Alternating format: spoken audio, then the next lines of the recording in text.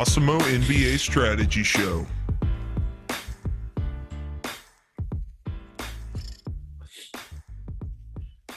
And we are live. Welcome to the NBA Strategy Show. It is Wednesday, December 29th. I am Josh Engelman. I am joined by Adam Scher. We are brought to you by Prize Picks, and we're in for a doozy here. 9-game slate, couple teams on a back-to-back, so we have no idea who's playing for those teams. We don't really know who's playing for those teams even when they're not on a back-to-back, so that should be pretty fun. We did apparently just get Awesemo back for Atlanta, so let's get excited for that one. If you're really excited for Awesemo being back for the Hawks, hit that like button, subscribe to the channel, and hit the notification bell so you know when everything goes live.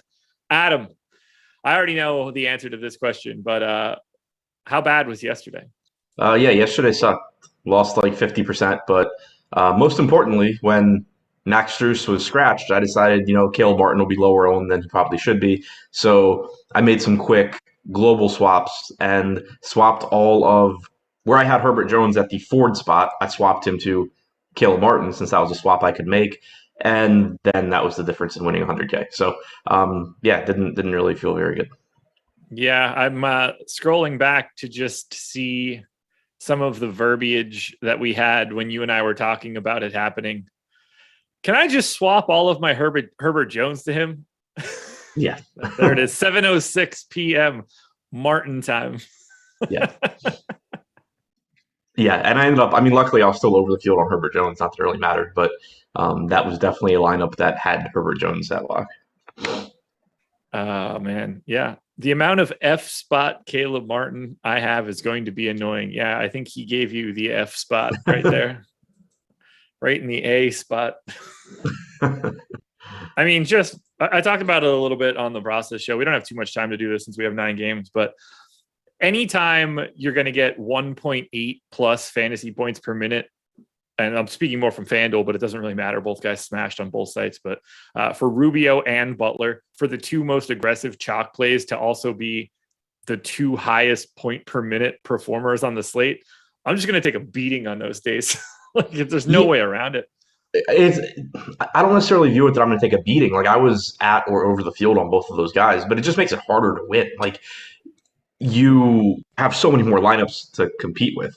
Whereas, even if you're around the field on those guys, if they fail, you kind of, even though it's going to kill a high percentage of your lineups, if you are around the field, you just need a lower score to win. So it's kind of easier to have a random lineup get there. Whereas, last night, looking at, if you go and look at the top of the draft, the big DraftKings tournament, it kind of just reinforces it. I think the quote unquote optimal cash lineup came in 17th in that contest. So there was just a train at 17th, but it was just literally my best team came in 50th. And the difference between that and first place was 5 points from Nathan Knight and half a point from Daniel Gafford. And it's just, there's so many teams lumped together when chalk does that well. Yeah, I didn't love it. I could not believe that they got to 60% on FanDuel on an 8-gamer. That is just such a massive amount of ownership. Something that we would have never seen 2 years ago. That's just not happening. You're not getting those sorts of extremes on this size of a slate. Yeah, and the big thing, and I mentioned it to you, the big thing that stood out to me as being different from a couple of years ago is that Nathan Knight got to 36% ownership. Naz Reid got down to 13%. A couple of years ago, you would have still had 20 to 25% Naz Reid and 12% Nathan Knight. Yeah, I think Knight got to 40 on FanDuel, which is incredible because you and I were talking about it at the time. That was not as easy of a swap because Knight was power forward only and Reed was center only.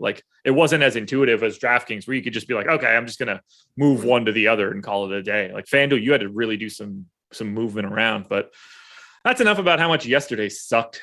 Maybe it's not. No, I was just going to say, I figured out, I think, why that one lineup I had was duped 6 times. It was the cash game lineup, except with Gafford over Yurtseven. So it's probably just a few people played that lineup with Gafford. Yeah, there it is. Craziness, too. True craziness. That should not be happening in that size of contest and that big of a slate. All righty, let's kick it off. New York Knicks, 6-point favorites in Detroit, 206 total. That's 5 points lower than the second closest game and 10 points lower than the third closest game. For the New York Knicks, we have No real, we don't totally know if Kemba Walker is going to be playing here on a back-to-back. I'm assuming he is for right now, but I don't know the truth to that. Clearly no Derrick Rose. It doesn't appear that we have Nerlens Noel, Daniel House, Jericho Sims, Wayne Selden, or Matt Mooney.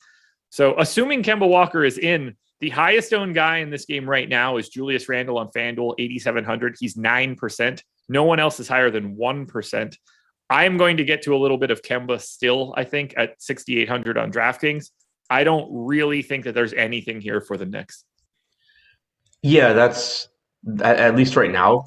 That's how I see it as well. I didn't really think there was anything yesterday until we got the news that Emmanuel quickly might not play, and so I bumped Kemba up, and that hurt really bad. But kind of the same thing here.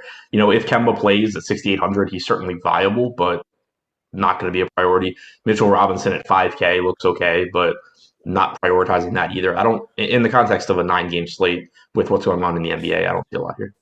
All right. Since we have 9 games, I'm not going to try to beg for anything else here. All right. I got to take a very deep breath before I do this, because next we're going to talk about the Detroit Pistons.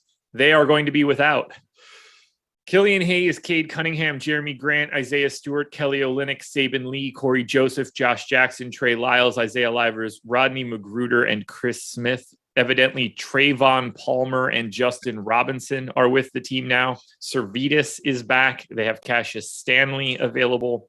I think they've got 9 or 10 guys, something in that neighborhood. Let's start with the guys that we can expect to definitely play a lot of minutes, or expect to, you know what I mean. Hamidou Diallo, Sadiq Bey, and Frank Jackson are the 3 real NBA players that are still available for the Pistons. I gave all 3 of those guys 36 minutes. That's like a dream scenario. Bey played 41 the last time out. Jackson 34. Hamidou Diallo 39. They both played high to mid 30s 2 games ago. That was with Trey Lyles and Corey Joseph. Any reason to suspect we shouldn't be projecting those guys for 36 minutes? No, I don't see why they wouldn't play a ton. Okay. We have Hamidou Diallo projected for 25% ownership on FanDuel. I think that's fully warranted. 14 on DraftKings. I think that's actually light. We have Sadiq Bey, 26% owned on FanDuel at 6,400. I think that makes sense. He's quite a bit more expensive on DraftKings at 7,900. That's a little bit of a tough sell. Frank Jackson is 5,500 and 5,300. Looks like a solid play to me across both sites. I'm assuming Diallo's your priority. Yeah, I think all of those guys look reasonably good, but Diallo, 6,200 on DraftKings, guard forward eligibility is nice. He's played 267 total minutes without Cade Cunningham or Jeremy Grant this year, 0.92 DraftKings points per minute. Still pretty scoring dependent with only a 20.8% usage rate, but just the minutes and the opportunities that nobody else is really going to shoot. So makes him look pretty good. The Bey at 7,900, he's expensive. He's at 0.96 DraftKings points per minute, though. And like you said, he should play a lot. And then Frank Jackson, 5,300, so the cheapest of the group.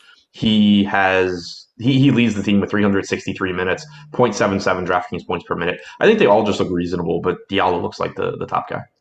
Alrighty. Then what do we do with the rest of this team? Derek Walton is 3,400 on DraftKings. He played 31 minutes the last time out. I think he's probably going to be the point guard here. We've got Luka Garza as the highest owned guy on DraftKings at 18%, 3,500. Just feels to me, given the amount of value that we're going to have at center, that a chalk-ish Luka Garza is probably not the answer. Doesn't have to be the guy that plays a ton of time, whether it's Luka Garza, Jamorko Pickett, Cheick Diallo is there. What do you want to do with the centers here? How do you feel about that Garza ownership? I still think he's just way too cheap. I mean, we had Diallo active last game too. Garza's only 3,500. He played 20 minutes. If he plays around there again, I think he fouled out in 20 minutes. So he could have played more. He's played a total of 76 minutes without Cunningham or Grant on the floor, 0.98 DraftKings points per minute. I agree with you. The case against Garza is basically like what we saw with Nathan Knight last night as opposed to the night before. Yeah, he put up a good score, 20, 21 points at 33, 3,200. It's a good value, but it also just made it really difficult to win a tournament because you're going to need more raw points than that from every lineup spot, most likely. So that would be the case against him. The case in his favor would be if he doesn't foul out, he probably plays 26, 28 minutes and goes for 26 to 30 points. Not to mention here, He's just center eligible. We've got JaVale again today. We've got Yurtseven still, relatively cheap. We are not short of center only players that look like they're decent in the four. Mason Plumlee, again, we're going to get to. There's just so many here that Luka Garza doesn't even have to be the guy on Detroit to play additional minutes. I gave him 26. He looks like a nice value. Seems like the easiest guy to kind of get away from. I'm more interested in the Diallo, like Derek Walton pieces. Yeah, I mean that's how I view it as well. I think he's a very good value, but assuming the ownership is going to be there, I typically just will find other centers to go to, and then hope that for once the popular guy doesn't score 100 points.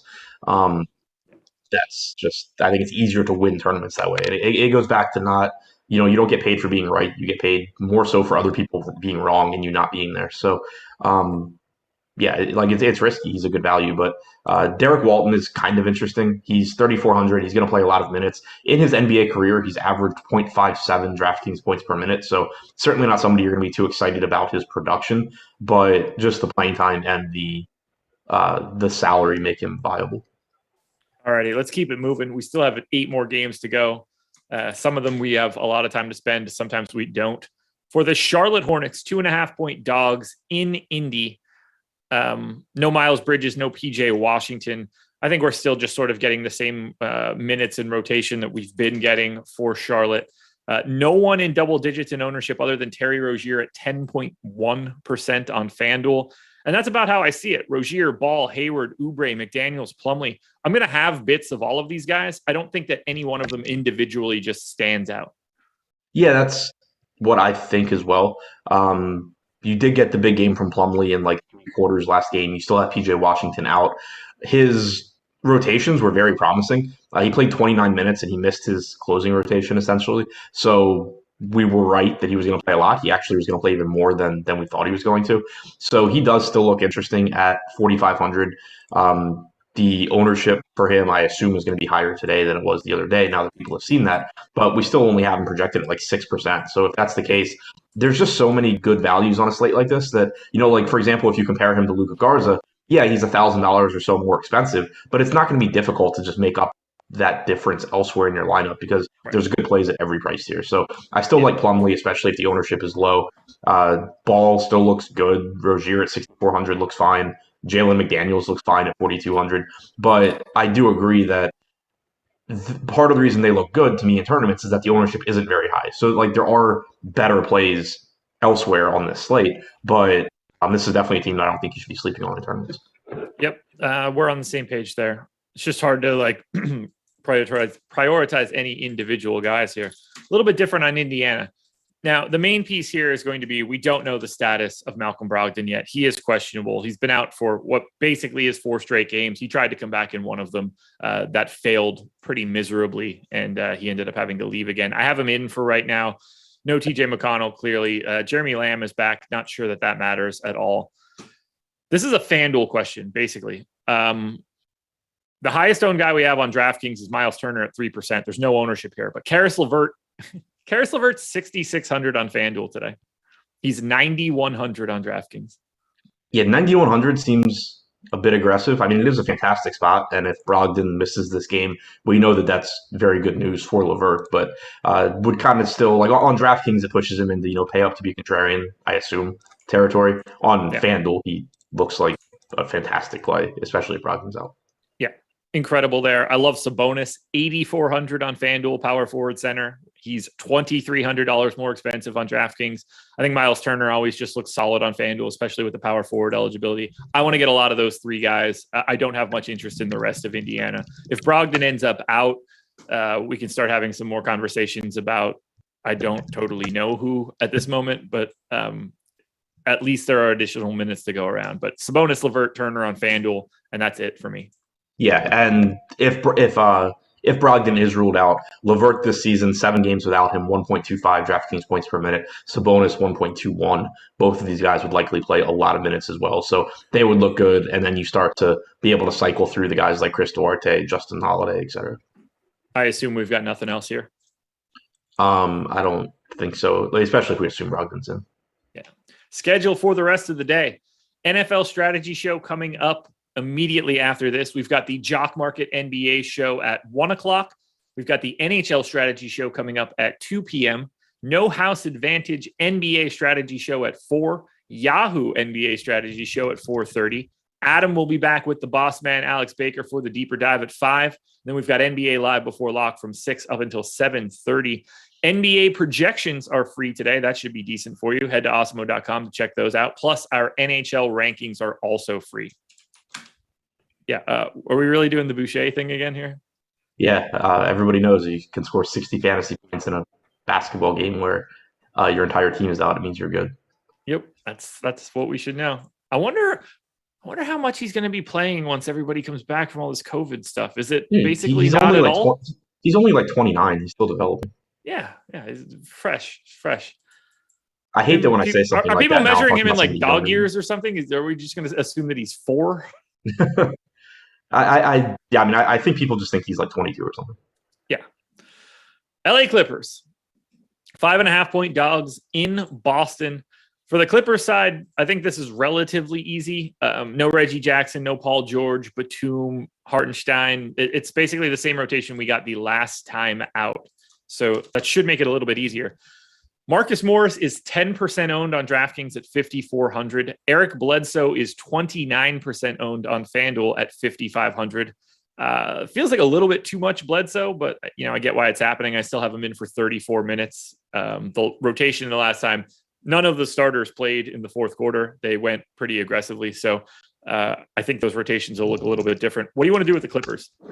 Yeah, I think getting back to Bledsoe makes sense.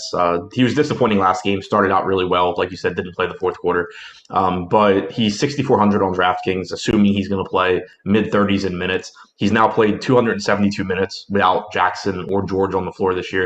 He's at a fantasy point per minute, 22% usage rate, 37% assist percentage. Just makes him look like a solid option. Marcus Morris at 5,400.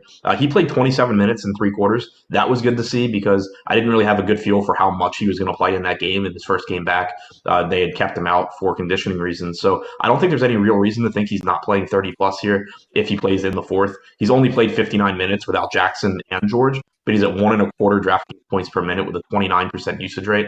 If you just look at Paul George being off the floor, Morris has a 23% usage rate. He's averaged 0.98 DraftKings points per minute. So he's certainly someone that can really step it up and produce at a higher level. Beyond that, Zubats is sort of always in play as a tournament option, but it's hard to get there at the center position. Brandon Boston is interesting because he's still 3,300. I'll be really interested in what his ownership does because he's been good in each of the last couple of games. Right now, we only have him projected at 4%, which makes him interesting. The reason I mention him, though, is that both of those games have been kind of fluky, too. The first game, I don't remember who it was, but somebody was in foul trouble and Boston benefited. And then last game, Boston played the entire fourth quarter, where normally he's not going to. So I think it's risky to just look at the last couple of games and conclude that Boston is just like locked into 26 minutes or something. But he is still cheap, and that is he can still get to 26 minutes in a variety of ways. So if he's low owned, he's kind of interesting. But if he is getting ownership, I will just go elsewhere. Yeah, I gave him 24 minutes. I wasn't really sure where to really land, and that felt like the sort of best case scenario of a median, but there's clearly upside to that number.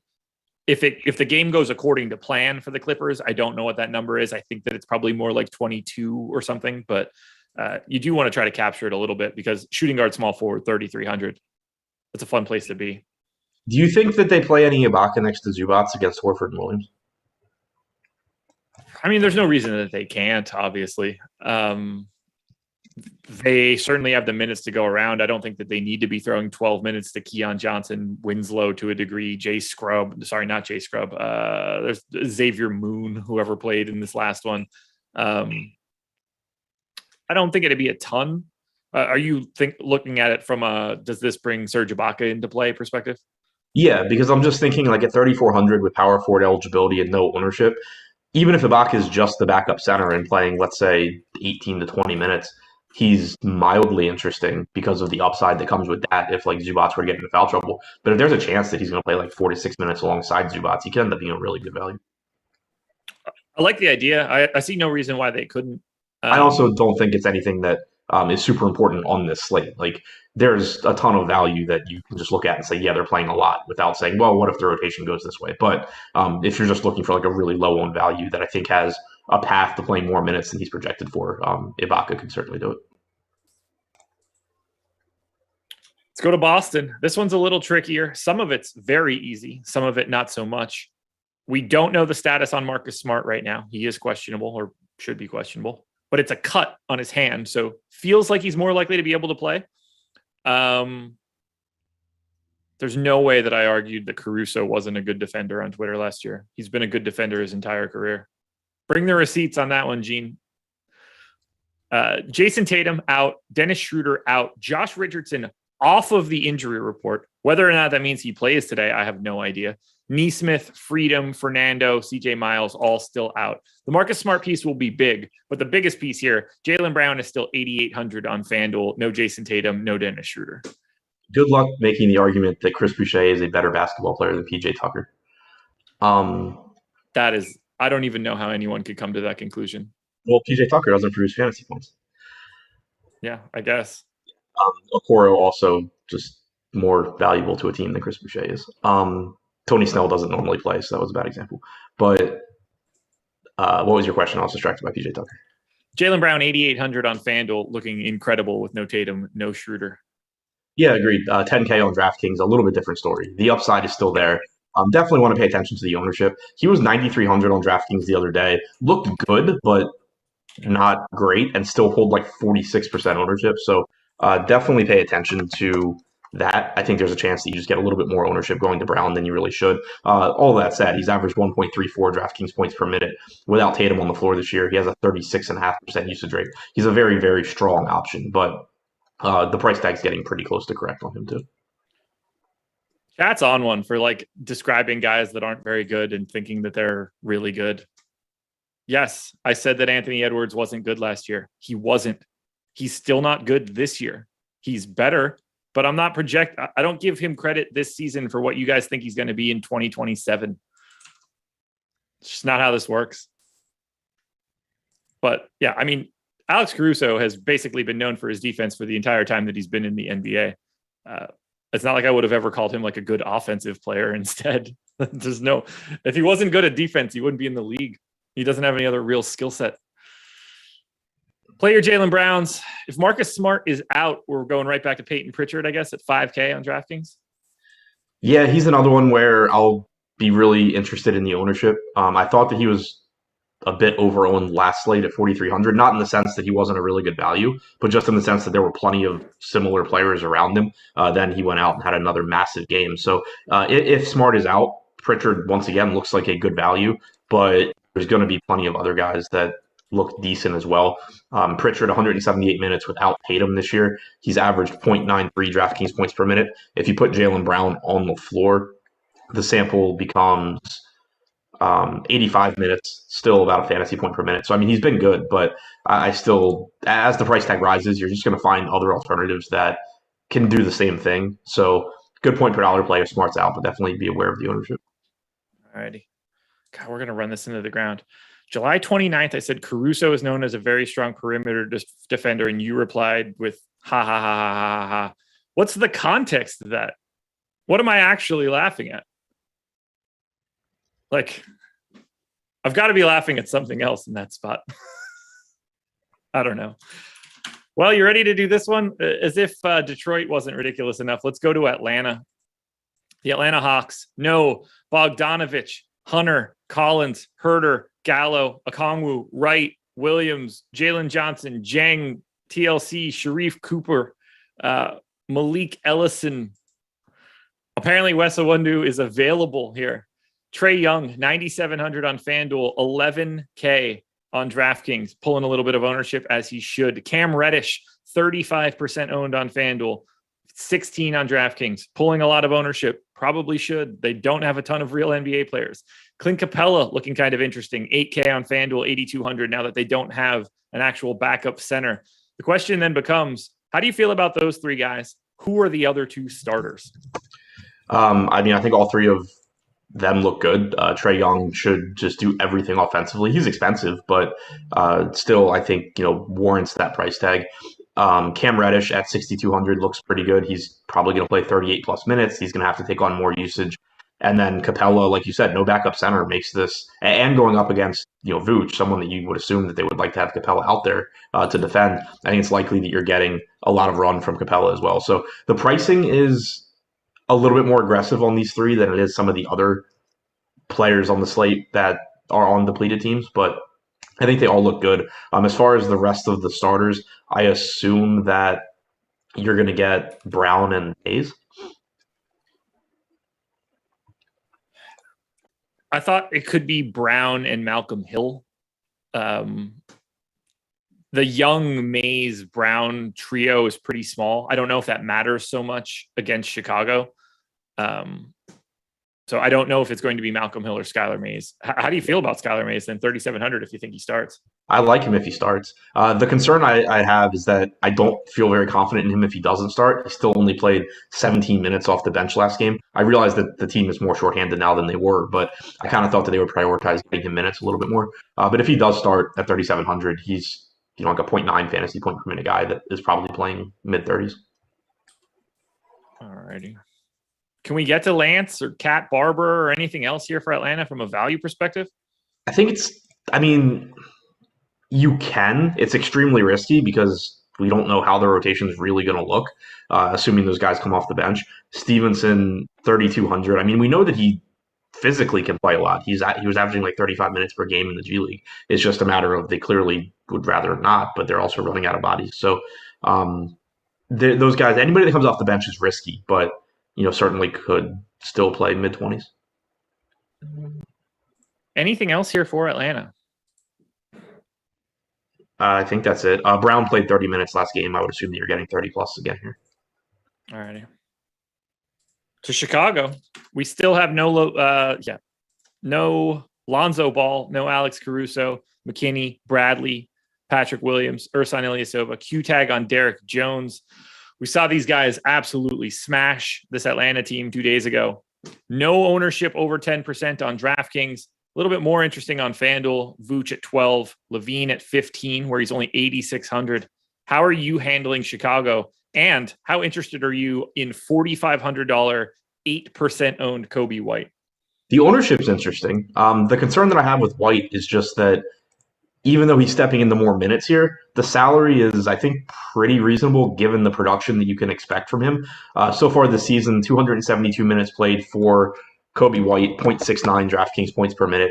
If you take Lonzo off the floor, he's at 0.67 DraftKings points per minute. It's just a situation where he's stepping in to replace someone who doesn't, he's not vacating a high usage rate or even that high of an assist percentage. And he's playing alongside Levine, Vooch, and DeRozan, who are all just going to continue to soak up pretty much every stat. So White looks interesting at low ownership. Like, for example, if Marcus Smart's out and Peyton Pritchard's getting a ton of ownership, I don't mind going to like an 8% on White as a pivot there and hoping he beats Pritchard. But I think somebody like Pritchard would clearly be the better play in terms of projection. Yeah, I think I'm with you on that one with the Pritchard side of it. I'm a little surprised to see only 8%, though. He dealt with very significant foul trouble in that game. I'm expecting Kobe White to play 34 minutes here. Yeah, I think he plays 34 minutes. I just don't think he does a ton unless he happens to be shooting really well. That's fair. Yeah, you don't want to be on the floor with DeRozan, Vooch, and Levine. That's for sure. Right. He's played 168 minutes without Lonzo. He has a 20.2% usage rate, 7.4% rebounding percentage, and 9% assist percentage. God, he's a scoring dependent player who has a 20% usage rate and is also an inefficient shooter. The bullish argument for him in addition to the minutes is the 0.67 DraftKings points per minute does come on 41% true shooting. So, clearly if he's making his shots, he can exceed a $4,500 salary. But that's the reason why I think the ownership has to be low for you to be interested. Anything else here for Chicago? I don't really it doesn't matter to me if Derek Jones ends up in or out. You just take like Tyler Cook's minutes and get rid of him or something along those lines. This is just DeRozan, Vooch, and Levine, and it's mostly just a FanDuel discussion. Yeah, even on DraftKings, they're fine, especially Vooch at 9K. The issue is the center position, but you're likely to get 34 plus minutes from Vooch. He's going to look pretty good. Without Lonzo on the floor this year, DeRozan's at 1.32 DraftKings points per minute. Levine's at 1.37. Vooch is at 1.35. They all they all look good. I don't have any issues getting to them. The Los Angeles Lakers, 4.5-point dogs in Memphis, 225 total for the Lakers. This one's going to be kind of tough. They played yesterday, so we don't really know the status of who's in. So I'm kind of just treating it the same way that yesterday happened. Very interesting piece of information here. They didn't play Dwight Howard or DeAndre Jordan yesterday, which is kind of crazy. This feels a little bit different heading into Memphis. I think it's a lot easier to put Dwight Howard out there for at least a rotation or two against Steven Adams. We've got LeBron, 18% owned on FanDuel, 15 on DraftKings. Only other guy in double digits is 4K Malik Monk. Are you liking a lot here for the Lakers? I like the 4K price tag on Monk, especially, assuming he remains in the starting lineup. Had a nice game last night against Houston, but, played 40 minutes. I think that with the Lakers, assuming the Lakers are still missing guys, like getting 30 plus minutes from Monk seems pretty likely at 4K. Makes him look like a pretty strong option. LeBron has been great without Davis. No issues going back to him. He is getting more expensive. Does still only have power forward eligibility for whatever reason on DraftKings. But he started at center last night, had another solid game. So he looks good. Westbrook in tournaments is always fine. Yeah. What do we do with Stanley Johnson? Is he legitimate now? Is this guy going to just be playing 30 minutes a game for the Lakers moving forward? He probably should, at least the way they look right now. Yeah, I mean, I gave him 30. He's 3,900 on FanDuel, 3,300 on DraftKings. You don't have to worry about just center eligible. I mean, he's small forward on FanDuel, power forward on DraftKings. I like the idea of going to some Stanley Johnson here. I'd rather go to Stanley Johnson than Luka Garza at ownership. And position. Yeah. Yeah, I mean, he's not a great fantasy producer, and obviously playing alongside Westbrook and James, that isn't likely to get better. For his career, he's at 0.73 DraftKings points per minute. So it's just another guy that projects like a good point per dollar value, assuming he starts, but you're still going to have to run pretty good for him to put up a score that you actually have to have. Oh, yeah, that's for sure. He's basically just like the Lakers version of Bruce Brown, just kind of do a little bit of everything. You don't get to do all the fun shit, though. Ellington was health and safety, right? Yes. No, I think it's non-COVID illness. Oh, okay, so he could be back. Yeah, my guess is he got a booster. Or the flu. Potentially. Nothing else here for the Lakers. This is the one that we really need to dig into. Memphis Grizzlies. They got a lot of guys out. We're going to be missing no Dylan Brooks, no Melton, no Conchar now. Zaire Williams, Aldama, Culver, Merrill, and Yves Pons. So we've got Ja Morant, 25% owned across both sites. Makes sense. Desmond Bane, 25% owned on DraftKings, where he's just 6,200. Makes sense. The best play of the day to me, Kyle Anderson, 37% owned on FanDuel, 27% owned on DraftKings, 5,100 and 4,600. I think there's some interest in Jaren Jackson. I got a little bit of interest in Steven Adams. What I expect to be the starting five, Morant, Bane, Anderson, Jackson, Adams, I think they all look pretty good. Yeah, I agree with you. Brooks being out still opens up plenty of usage. Contra being out opens up minutes from where we were at previously, because Contra is coming off of a game where he played 34 minutes. So it is likely, I think, that Kyle Anderson slides into the starting lineup. He's only 4,600, makes him look like a pretty good value. With Brooks being out, Bane's usage rate goes up. Ja Morant's usage rate goes up. I think Morant looks fantastic at 8,800. You have to like the matchup against the Lakers. He's playing more or less full minutes now. He played 34 minutes last game. He actually had a pretty abbreviated first half rotation as well, so there could be more minutes there tonight. We know how well he played at the beginning of the year with Dylan Brooks out. I think he looks like one of the better mid-range options here. Jaren Jackson at 6,500 looks fine.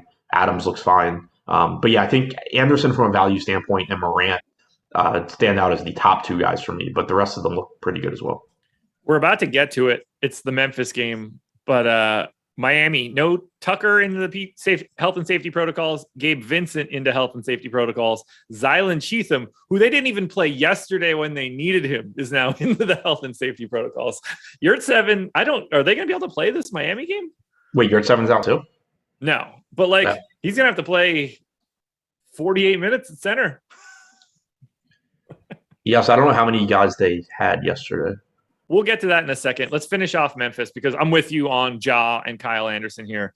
They both pop in aggressively. That Bane price on DraftKings looks good. Is there anything that we could do with the Memphis bench? Tyus Jones. It doesn't appear that like Brandon Clark or Killian Tilly or Tillman are going to get enough minutes here. I wouldn't be surprised if Tilly picks up more minutes. I just don't think it's that useful for DFS. Like, I don't think Kyle Anderson's likely to just take all of, or even if he does. So, like, Anderson played 23 minutes last game. Contra played 34. Obviously, you're not just giving all of Contra's minutes to Anderson. So, I think it's likely Tilly plays a bit more. I think it's likely Brandon Clark plays a bit more. But on this slate, I don't really think it's going to be that easy to get to them anyway. So, I got to ask you this question then, if you think that those things are true. Who plays the 3 if those guys are all playing more minutes? I don't think that we can get more than 96 minutes for Jaren Jackson, Steven Adams, Brandon Clark, Killian Tilly, and Tillman. I could be wrong. I'm pretty sure they've done it with Tilly recently. Interesting. Okay. Because I've got them all in for 96 right now without anything else. That's part of the reason I'm as high on Kyle Anderson today as I was. I'm pulling their numbers up now, but I'm pretty. It just sticks out because it surprised me when I saw it. But I'm pretty sure Tilly's played alongside bigger front court. Tilly has played 123 minutes this year. Wait, that's not right. It helps if I put the players that I want on the floor on instead of off. Tilly has played 13 minutes alongside Adams and Jackson.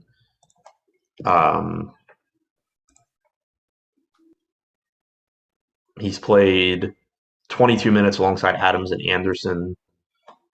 Okay. So we could definitely see, 4 to 6 additional minutes there for Tilly. I think that's reasonable. Yeah. Okay. Good to know. Wasn't something that I dug into heavily earlier today. Just was something that I didn't expect.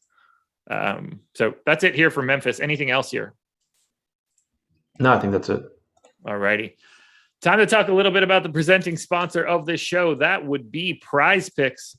And if you use, go to the link, awesemo.com/prizepicks-promo.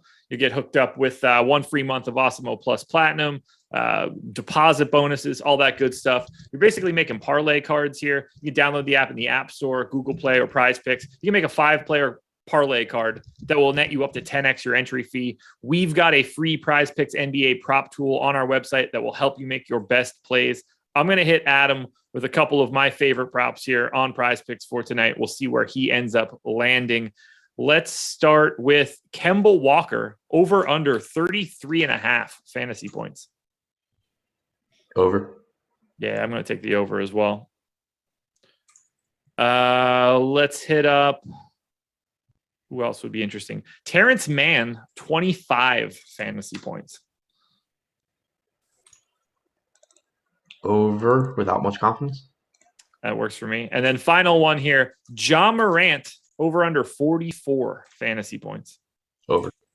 Yeah, that one's tricky for me. I got him at 44.7, so it's close. I think that's my favorite out of the ones that you asked me. Okay. And I have him projected well, 1.35 fantasy points per minute. So I'm happy with it, but sounds like you hate Ja Morant to me. Is that too low for you? Yeah. Okay. I'll bump it up a little bit more. Yeah, I haven't done everything yet, but I think I'll end up higher than that. Well, I know a lot of athletes, so I don't think that what you're doing is all that interesting. He's at 1.33 in the 15 games he's played without Brooks this year. He's playing the Lakers, so it's going to go up at least a little bit. Yeah, for sure. All right. Miami Heat at the San Antonio Spurs. Everything that I have in here right now is useless. No Gabe Vincent now. Definitely no PJ Tucker. So Jimmy Butler clearly looks great. 8,500 on FanDuel still, 9,300 on DraftKings. I don't really have anything that we need to say here for Jimmy Butler. Assuming he plays, by the way. Did roll his ankle at the end of last night's game. Yurt7 is just going to be a really good play. 5,500 on FanDuel, 4,600 on DraftKings. There is no way around that one either. We're in agreement. We don't really need to talk about Butler or Yurt7, right? Yeah, they both just look great. Butler, 1.46 DraftKings points per minute in 235 minutes without Lowry and Bam. Yurt7, 1.1 not a whole lot to say about either of them. Jeremy Ferris. I know a lot of dentists. You want me to pull your tooth? Oh, man, that's good. All right, so Duncan Robinson is just a benefit from a minutes perspective. His role doesn't ever really change no matter who's in or out. Tyler Hero just has to play more minutes here, right? You would think so. And he's at 1.22 DraftKings points per minute without those guys on the floor. So kind of similar to yesterday, where I think maybe difficult to prioritize him, but makes him look really good in tournaments. He was like 8% owned yesterday. Seems like a spot where, again, he probably doesn't pull that much ownership, but that he's going to look good. They're clearly going to need to sign someone. They have 8 guys right now, but they can sign 4 more dudes from COVID protocol. So keep an eye here, but it's Duncan Robinson, Butler, Hero, Caleb Martin, Yurtseven, Kyle Guy, KZ Okpala, and Marcus Garrett. Okpala's questionable too. Right. Well, I mean, they basically have to play. Those guys have to be in if they don't actually sign more human beings. They're all going to be active if this game doesn't get canceled. Caleb Martin, I assume you're going straight back to at 3,900 on DraftKings. Yep. He's 5,300 on FanDuel, so I don't have to worry as much, but still great, or at least at the minimum, good play. Yeah, 0.88 DraftKings points per minute without Bam or Lowry on the floor. He's 3,900 on DraftKings. He played 28.5 minutes last night. He had played about 28 to 30 minutes off the bench 2 games ago, and now they're even more shorthanded. All righty. Did Marcus Garrett just become like one of the best plays of the day? Possibly. I mean, we're losing 30 something minutes of Gabe Vincent at this point in time. Like they've got to go somewhere. Right. I mean, Garrett, for what it's worth, he's averaged 0.56 DraftKings points per minute in 100 minutes without Lowry or Bam this season. So he's kind of in that like Derek Walton category where I think the minutes are going to be there. What he does with them, I have no idea. Overall this year, he's at 0.53 DraftKings points per minute, 8.5% usage rate, 10% rebounding percentage, 7% assist percentage. Starting lineup: Hero, Butler, Robinson, Martin, Yurtseven. Yeah. Okay. Yeah, I mean, they could throw Garrett in there, I guess, and keep Hero off the bench, but I don't think it really matters. I mean, if they've got 8 guys, we're playing everybody from Miami in some form. Right. Look, there's not much more we can say about Miami right now. We need to find out if they're signing more bodies, but at the very least, feel free to play a bunch of Jimmy Butler, Omer Yurtseven, Tyler Hero, Caleb Martin. That's all I can do right now. San Antonio, no DeJounte Murray. That's really the only piece. These guys' prices aren't all that appealing on FanDuel. No one owned more than 6%. Derek White is 19% owned on DK, 6,800. Keldon Johnson's about 10%. Jakob Poeltl, Devin Vassell about 10%. What are your priorities from San Antonio? Derek White at 6,800 looks very good. Again, that's just kind of a loaded price range, though. Like, I like Derek White, but I also think in tournaments that in a lot of cases in that price range, it's going to make sense to just take whoever's lower owned out of like Hero, White, Kemba. I think there were a couple of other guys we've already mentioned in that price range as well. You can only roster so many of them, but Derek White does look good. Depleted Miami team, DeJounte Murray out. Keldon Johnson looks fine. Walker and Vassell look like reasonable values. Jakob Poeltl is always good, but tough to get to him at center on a slate like this. Yeah, it's just, other than Derek White to me on DraftKings at 6,800, this is just a filler spot. Although they should smash. I mean, this is a pretty much full NBA team, and Miami is slowly working to be not a full NBA team. So keep an eye on San Antonio. We're going to keep it moving right here. Ready for this barn burner? Oklahoma City, 15-point underdogs in Utah, or in Phoenix, 216 total. For OKC, we're without most of the guys that are actually relevant except for Shea. So we've got no Giddey, no JRE, no Favors, no Baisley, no Mann, no Poku. Don't know the status on Mike Muscala as of right now. I love Shea, 9,300 on FanDuel, 9,200 on DraftKings. He's under 10% owned. I'm going back to Shea just like I did yesterday. Feels like a terrible spot to do it, but you know what I mean. Isaiah Roby is pretty massively owned as well, but nobody else is pulling any ownership here. Talk about Shea. Yeah, I mean, pretty brutal spot, but tons of opportunities for him. The assist numbers certainly go up without Josh Giddey. So in tournaments, I think he's fine. I don't have a lot of confidence in him. I mean, they are 15-point dogs. They have a 101 total. He's not exactly cheap. So makes sense in tournaments, but also going to just be a lot of other good plays. Like, for example, I think there's a pretty big gap between him and John Morant, favoring Morant. So going to be tough to prioritize him. Roby at 3K flat, just another value center. Played like 21 minutes last night. Definitely interested in if Muscala is active tonight. We got a kind of three-man rotation at center last night. Roby played 22 minutes. Sarr played 12 minutes. Muscala played 14 minutes. If Muscala is out, I think that it's likely you get a little bit more run for Roby, but it also would open the door for Sarr, who is 3,100 with small forward, power forward eligibility on DraftKings, to potentially play several more minutes as well. Would make him look kind of interesting. There's just a bunch of cheap guys here that the spot sucks, but they're just cheap enough and there are enough minutes to go around that I think it's worth taking flyers on guys like Kenrich Williams at 4K. Teo Maledon played 22 minutes last night. He's dirt cheap. Ty Jerome possibly plays more. Aaron Wiggins started and played 26 minutes. None of these guys are priorities to me, but I do think that, especially if they are relatively low owned, there are ways that you can differentiate and get some other value into your lineup that at least has a chance of succeeding. I think there's a little bit of interesting stuff going on the Phoenix side of this one, depending on how long you think some of these guys play. No Crowder, no Ayton, no Kaminsky, Nader, or Wainwright. We've got JaVale McGee season once again, 5,200 on FanDuel, 5,100 on DraftKings, pulling about 28% ownership. Looks really good to me on a per minute basis. Cam Johnson's pulling 23% ownership on DraftKings at 4,600. Devin Booker is 22% owned on FanDuel at 7,600. I like getting to most of this Phoenix team. The question is, do they only play 24 minutes because they're up by 100? Decent chance of that, but I'm with you. I like getting there as well. The prices didn't really adjust. I mean, JaVale McGee's still 5,100 on DraftKings. He fouled out in 22 minutes last game. I don't think that we should really read anything into how that game went. We have a large sample size of JaVale McGee being a very good fantasy producer.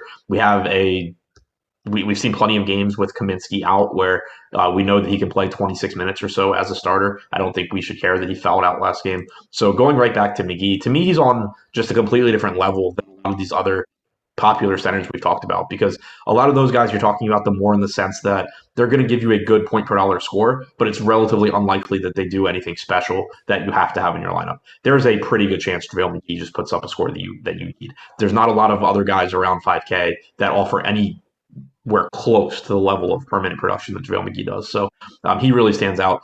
Jalen Smith did play some minutes alongside McGee last game. He played 29. McGee played 22. Smith's only 3,400 with power forward eligibility. So I think he's a reasonable value as well. I still wouldn't really want to play them together because I think the ceiling for Jalen Smith involves, for one reason or another, McGee not playing his full minutes.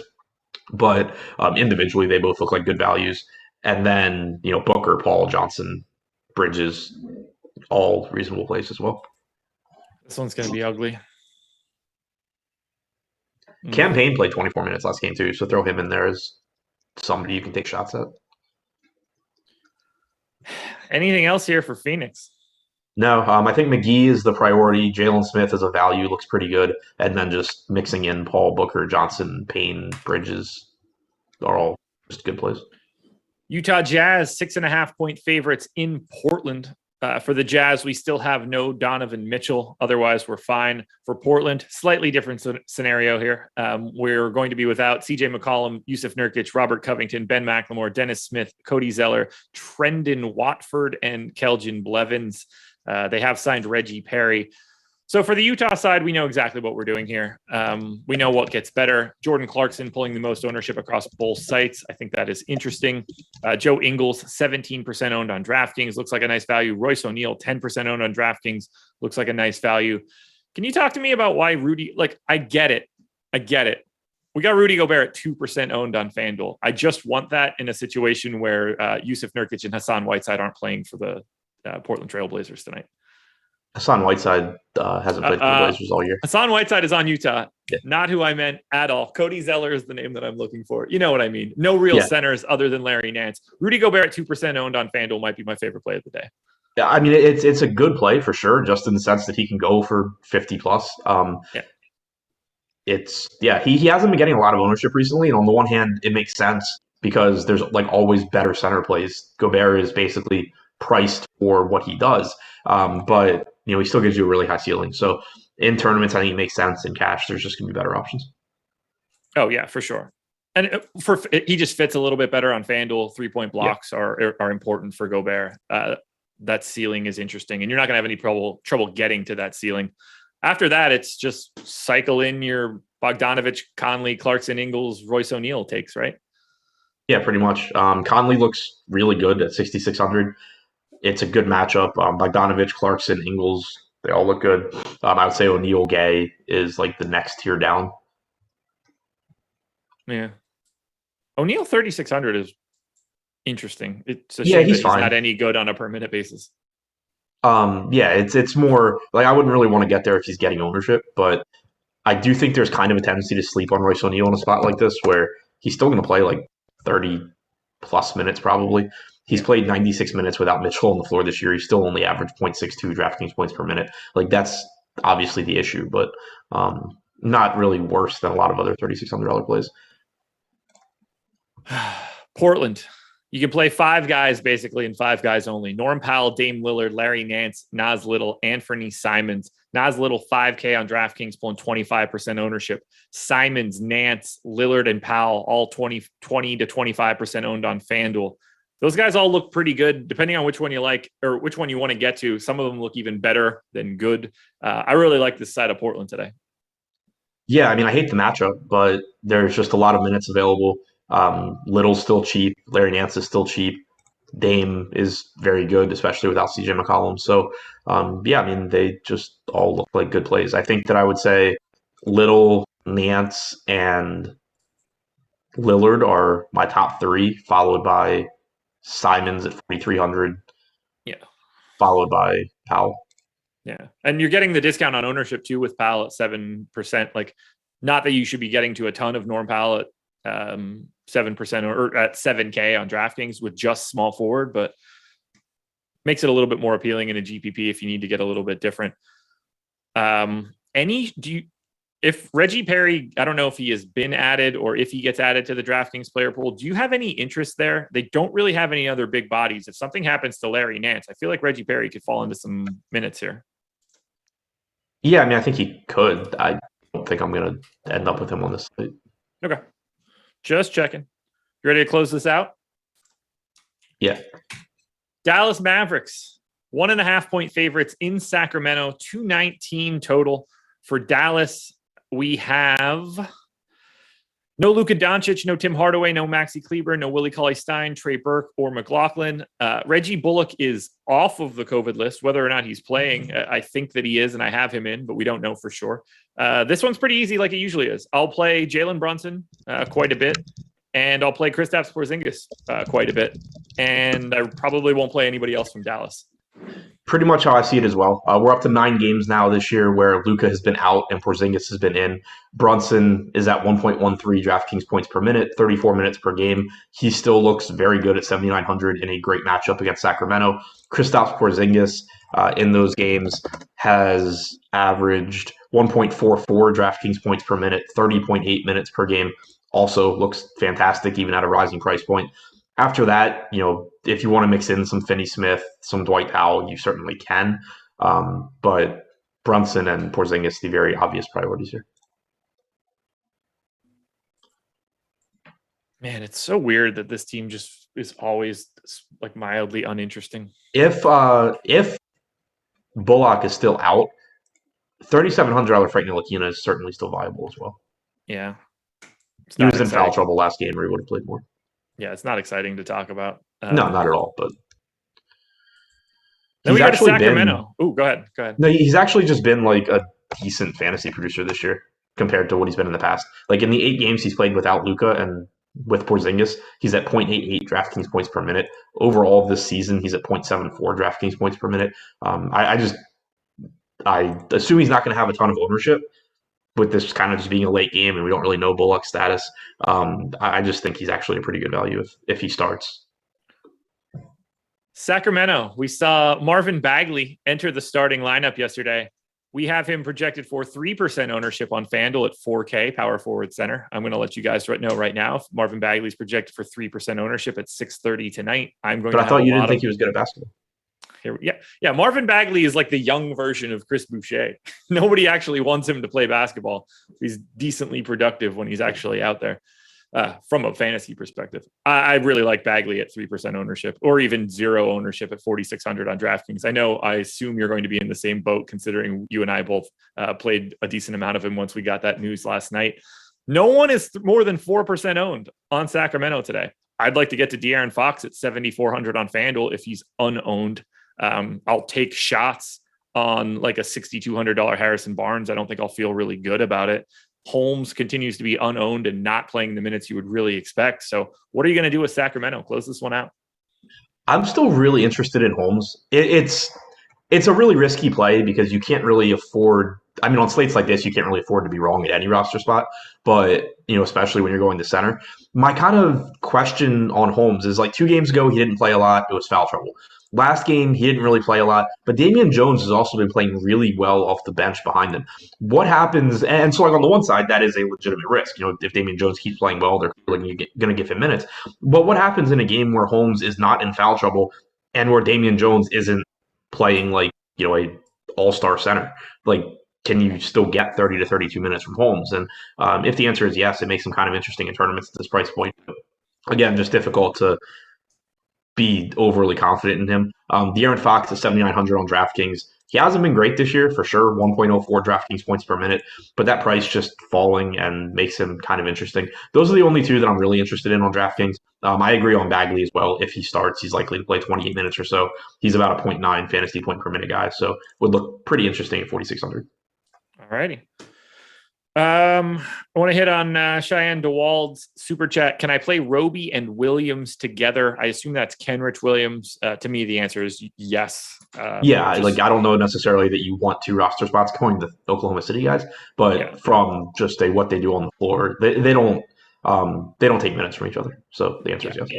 Yeah, that's 7K combined, small forward center. They can both be out there for 32 minutes. If things were breaking correctly, they can play full normal rotations alongside each other and nothing changes. I just might not want to start my day like that. I think we're done, man. I feel like we're going to lose the Miami game. I would not be overly upset if that happened. Neither would I. GPP videos, injury video, deeper dive. You got a ton of stuff coming up for the rest of the day, correct? Yep. GPP videos should be out around, I don't know, I submit them at like 1, so I don't know, probably like 2. Injury report video, I think, should be out around like 2:30, and then deeper dive at 5. You guys know the drill. Keep your eyes peeled to @Awesemo NBA on Twitter for all of the breaking news. We're going to lose probably 5 to 10 more guys for COVID. We're going to gain probably 5 to 10 more guys for COVID. Everything that we've said so far in this show is probably going to get thrown into a blender and mixed up for later tonight. So make sure you're watching the deeper dive and live before lock. Good luck tonight, everybody. Win some money. Thank you to Prize Picks for being the presenting sponsor. We're out of here. Peace.